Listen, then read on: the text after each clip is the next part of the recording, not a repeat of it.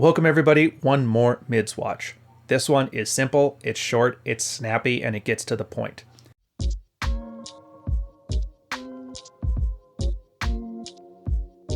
The op on this one, unfortunately, deleted his thing, but we have enough quotes from it that we're able to pull a proper field report. And the idea here is separating or blurring the lines between sex and intimacy, which is something a lot of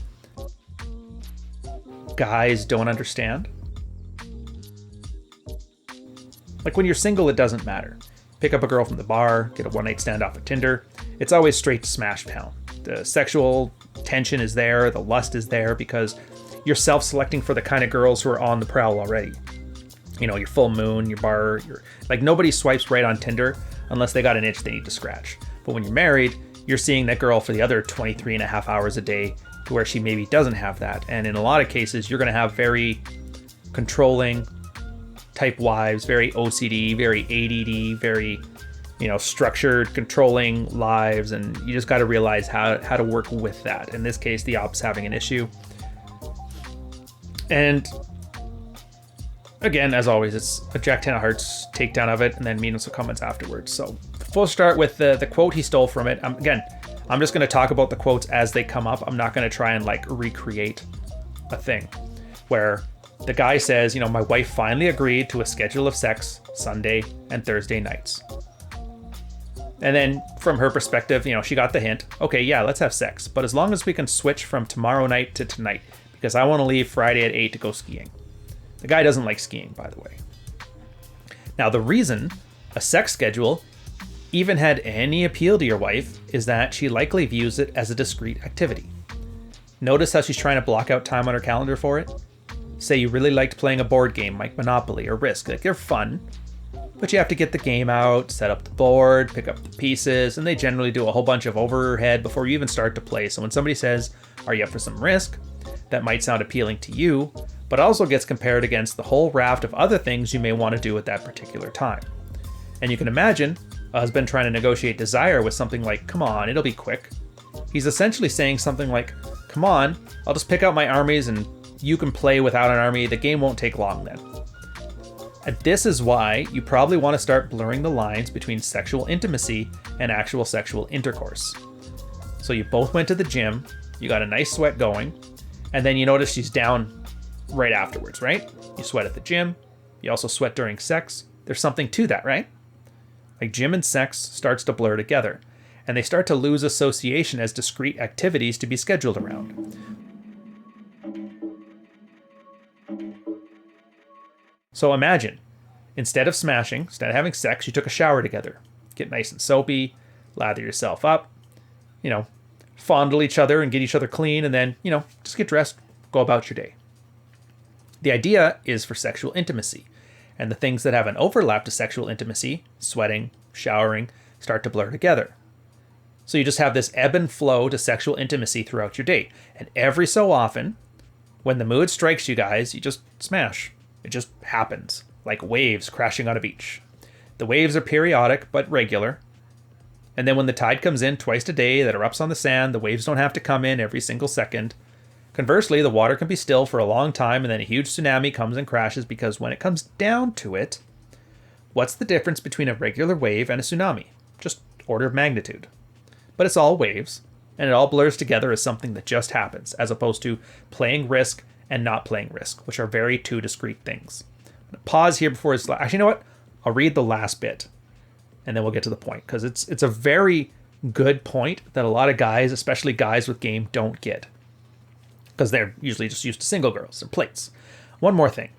It seems that your wife really likes skiing and you don't, which is unfortunate, because it probably provides a lot of opportunity for that blurring. Coming in from the cold, enjoying a hot drink, feeling the warmth back in the cabin, warmth during sex, probably some blurring possible there too, right? Now, I'm biased because I love skiing, but I'm not sure if your opposition is because of the dysfunctional family stuff you've wrote about before, or if you just think it's dumb and boring. But if you think you'll actually enjoy skiing if you could somehow do it without exposure to your wife's dumbass family, then maybe try to figure out a way to do that. So, This is a concept a lot of guys in the Married Red Pill don't talk out enough about, and it's Married Man Sex Life Primers on my Sidebar series. You can check it out there. The point is, when you're in a relationship, this is why they call it hard mode. This is why women think sex should just happen. They just go through life, they do their things, they have their discrete activities, and then, when the time is right, sex just happens. Well, what actually happens is, like, they have the itch they need to scratch, then the phone comes out, swipe the hot dude on Tinder, call up your friend, hey, what you doing? Sex just happens. Because every time they want it, it's on tap for them. That's the kind of abundance. An average-looking girl will have abundance on a level that you as a man will never understand. Ever. I don't care how Chadwick III your Playboy essence is. A 5 out of 10 high school graduate is going to have more opportunity than any man ever. Ever. Full stop. I don't care. Talk to an Afghani warlord if you don't believe me. Even they have to wait in between military campaigns. But so for a guy, like if I'm married and I'm in a situation, and this is like your standard MGTOW thing where they're like, well, so I got to game my wife every day. I got to set up all these goofy dates and make all these logistics in place so sex just happens. And you're just like, and he's like, oh, it's not worth the squeeze. And you're just throwing like, yeah, maybe if you're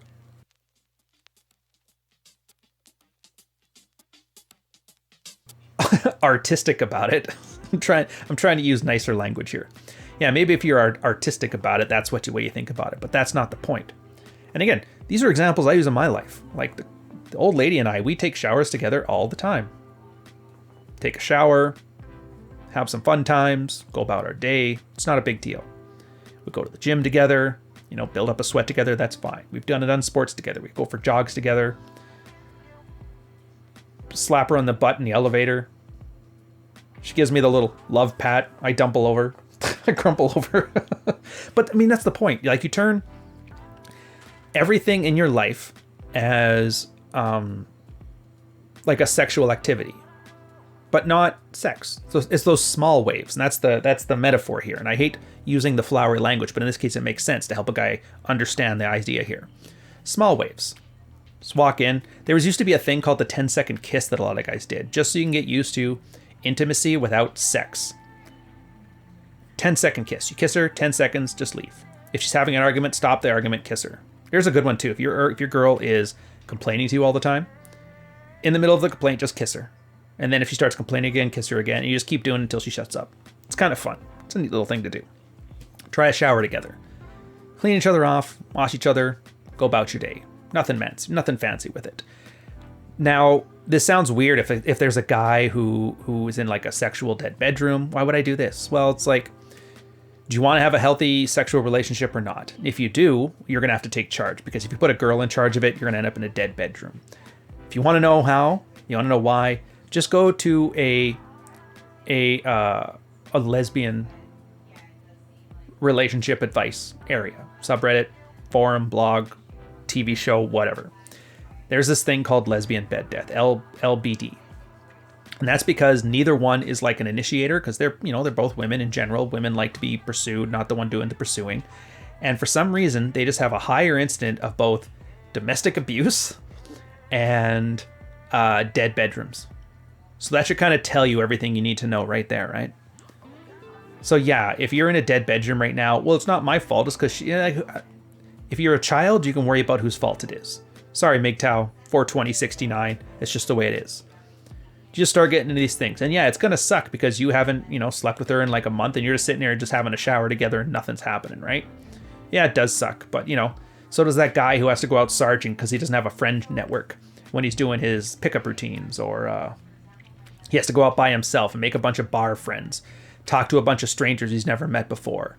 Well, I did all that stuff when I was single. I don't want to do it in a relationship. It's like, yeah, well, technically, if you had your game up tight, the relationship would have carried on with a hot and heavy sex life from that moment. But things devolved. You can blame her, and maybe it is her fault, who cares, but either leave her or fix it. Either way, you're going to have to learn how to be more charming, be more sexually intimate. He was a sloppy degenerate. I was having harmless fun. And learn how to make a lot of those small waves, so when the big waves come, the stars just align. Now, from a girl's perspective, she doesn't know any of this. She just knows it just happened.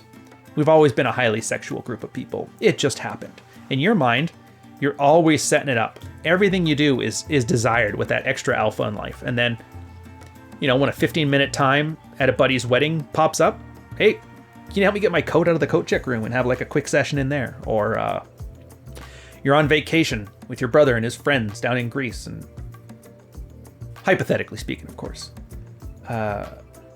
you know, they all went out to the store to go grab something. You got 10 minutes to kill, like times like this, and then it just happens. But you're, as a guy, you know, oh, I get it.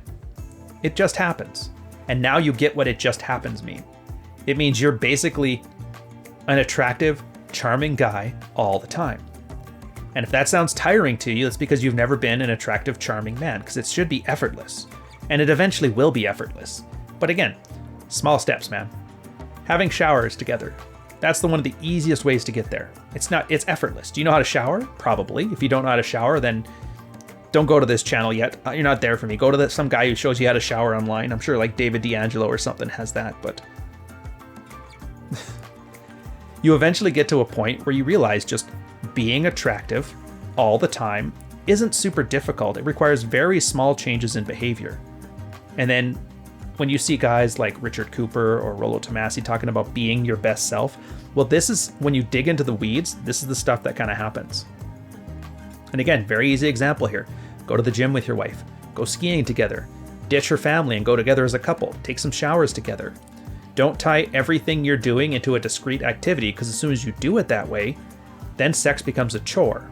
And if you don't think starfish, duty sex, chore play is a good thing, or if you think it is a good thing, talk to some guys who are in that, because that is probably, I would say, next to just a flat out dead bedroom, the guy that has a girl that treats it like a shopping list of to-do items is probably the second place winner in the life of quiet desperation.